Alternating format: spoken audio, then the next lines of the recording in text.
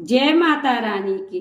आज की वीडियो में आपके साथ शेयर करने वाली हूँ नवरात्रि में सुने जाने वाली दूसरे दिन की ब्रह्मचारिणी माता की कथा, जिनके दाएं हाथ में अष्टदल की माला और बाएं हाथ में कमंडल सुशोभित है।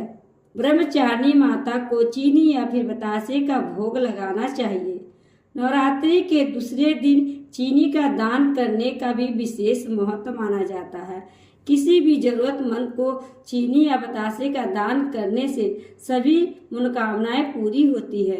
तो दोस्तों, कथा शुरू करते हैं ब्रह्मचारिणी माता रानी की। पूर्व जन्म में ब्रह्मचारिणी देवी ने पर्वतों के राजा हिमालय के घर पुत्री के रूप में जन्म लिया था। साथ ही नारद जी के उपदेश से भगवान शिव को पति रूप में प्राप्त करने के लिए घोर तपस्या की। इस कठिन तपस्या के कारण इन्हें तपस्वीचारिणी अर्थात ब्रह्मचारिणी नाम से जाना गया। 1000 वर्ष तक इन्होंने केवल फल फूल खाकर बिताए और 100 वर्षों तक केवल जमीन पर रहकर साग पर निर्वाह किया। कुछ दिनों तक कठिन उपवास रखे और खुले आकाश के नीचे वर्षा और धूप के घोर कष्ट सहे। 3000 वर्षों तक डटे हुए बेलपत्र खाए और भगवान की आराधना करती रही। इसके बाद तो उन्होंने सूखे बेलपत्र खाना भी छोड़ दिए।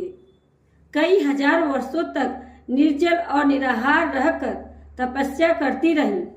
पत्तों को खाना छोड़ देने के कारण ही इनका नाम अर्पणा पड़ गया।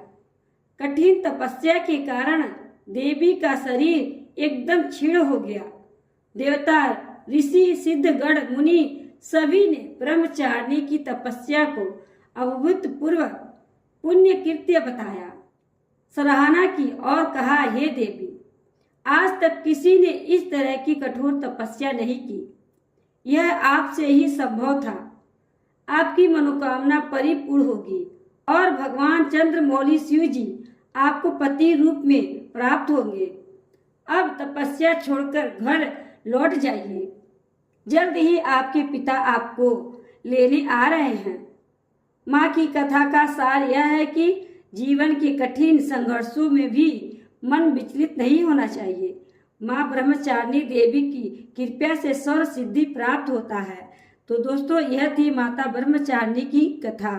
तो दोस्तों, कथा आपको कैसी लगी? अच्छी लगी है तो कथा को लाइक कर दीजिएगा। चैनल को सब्सक्राइब नहीं किया है तो चैनल को सब्सक्राइब कर दीजिएगा। माता रानी की कृपा आप सभी पे सदा ही बनी रहे। इसी कामना के साथ अगले वीडियो मिलते हैं। जय माता रानी की।